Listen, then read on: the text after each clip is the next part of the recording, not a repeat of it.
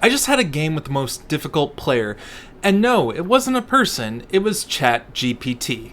I'd like to thank my patron Echo. Thank you so much for supporting the channel. You've crashed from the sky in an amalgamation of wires, oil, blood, and sinew. Your demonic form was created when you fell. With the last bit of energy, you managed to cobble together the last cover you used, that of your private investigator. What is your name and preferred pronouns? My name is Azrael, and my preferred nouns are they, them. As I look around at the wreckage of my demonic form, I feel a sense of loss and anger. I can feel the eyes of people around me, on my battered, bleeding body, and I know I need to act fast to maintain my cover and find a way to repair my demonic form. Roll me a perception check. In this system, you roll a 10-sided die for each dot you have in your combined total. For each roll of an 8 or above, you get a success. If you roll a 10, you get to roll an extra die, and if that rolls a 10 again, you get another extra die until you stop rolling 10s. Sure. Here's the perception check. 2 plus 3 equals 5 dice. I roll 1 success. You notice that the only people who've seen you in your demonic form are homeless people and drunks, but you are able to assume your mortal cover quickly before they are able to get a good look at who you are. You know you need to find God Machine infrastructure to heal quickly, but that risks encountering an angel of the God Machine. You could choose to find a place to lay low, or go with a more riskier option as I just mentioned.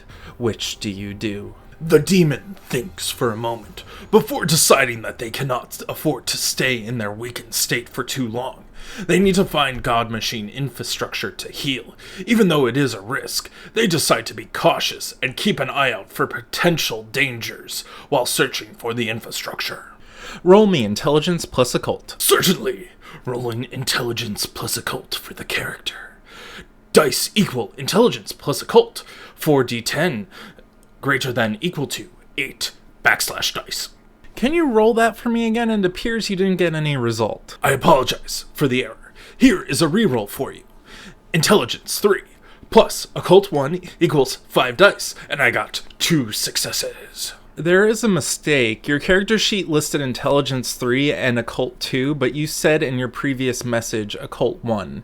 You still rolled 5 dice though, which is correct. I apologize for the mistake. Thank you for bringing it to my attention. I will make sure to keep a more careful track of my character sheet in the future. In any case, here is the correct roll for intelligence plus occult with occult 2.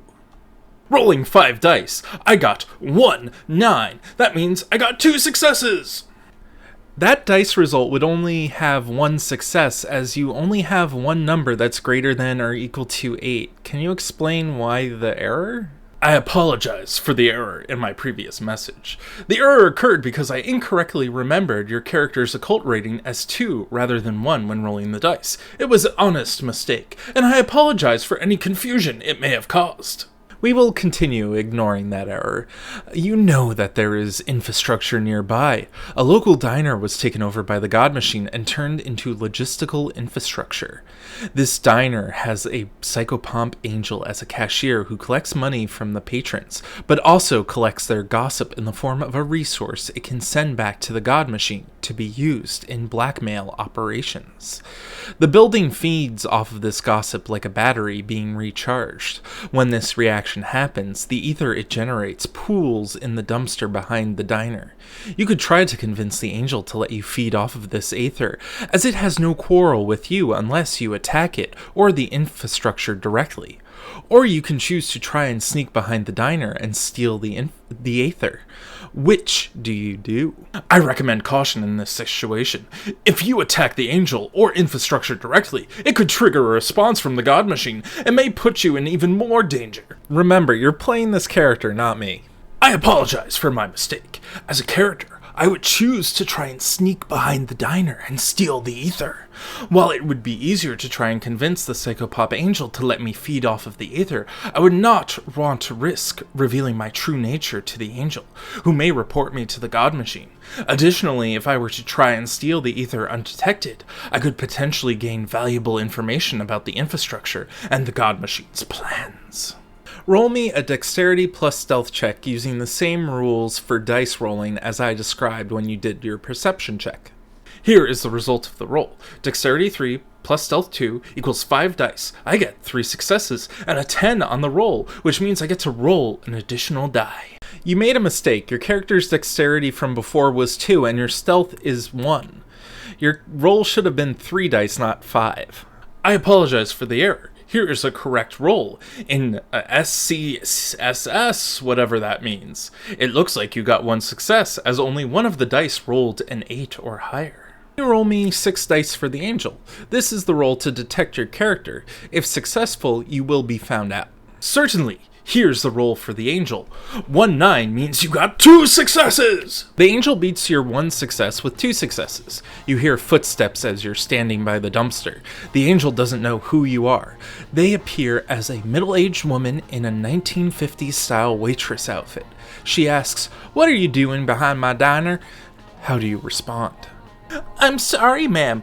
Your character responds, trying to sound as sincere and innocent as possible. "I was just looking for a quiet spot to take a break. I didn't mean to cause any trouble." Please roll me your character's presence plus subterfuge, based on the character sheet you previously generated and using the rules for the dice that we've been using so far. Certainly. Based on the character sheet provided, my character has Presence 3 and Subterfuge 2. That means I will roll 5 10-sided dice, and any result of 8 or higher is a success. That is incorrect. Your presence is 2 and your subterfuge is 0. Because you have a 0 in a social skill, you are considered to have a -1 in subterfuge. So your dice pool should be just 1 die. I apologize for the mistake. Here is the correct roll with a 1 die. 1d10, 3. 0 successes. The angel waitress eyes you up. You can't fool me. What's the real reason? You feel the angel's gaze pierce you, though only metaphorically. You can try to fight her, but it's a one-on-one fight.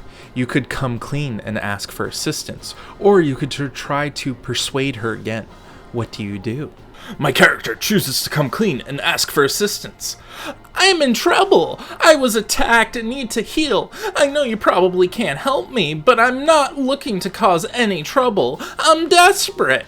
Please roll your presence plus persuasion. I'm sorry, but as I mentioned before, your character sheet does not have the persuasion as a skill. However, you do have subterfuge at a rating of 0, which I previously noted would give you a -1 penalty for social rolls. If you'd like, we could use presence plus subterfuge to attempt to persuade the angel again, but keep in mind of the penalty. According to your character sheet, your character has presence of 2, persuasion of 1, so you should have a dice pool of 3. Would you like to spend 1 of your willpower points to get a +3 to that dice pool for a combined total of 6? Yes, I would like to spend the 1 willpower point to get a total of 6 dice for the roll. Please roll 6 dice using the rules that we have been using so far.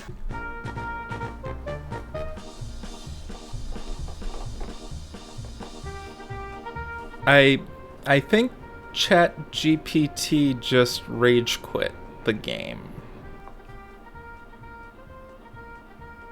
If you'd like to check out the behind the scenes of how this video was made, I'm going to be posting it on the Patreon, and it's going to be a Patreon exclusive. In the spirit of this episode, an AI is going to choose the video that you're going to watch right here. Hopefully it's a good one. Thank you so much for watching, and have a good one.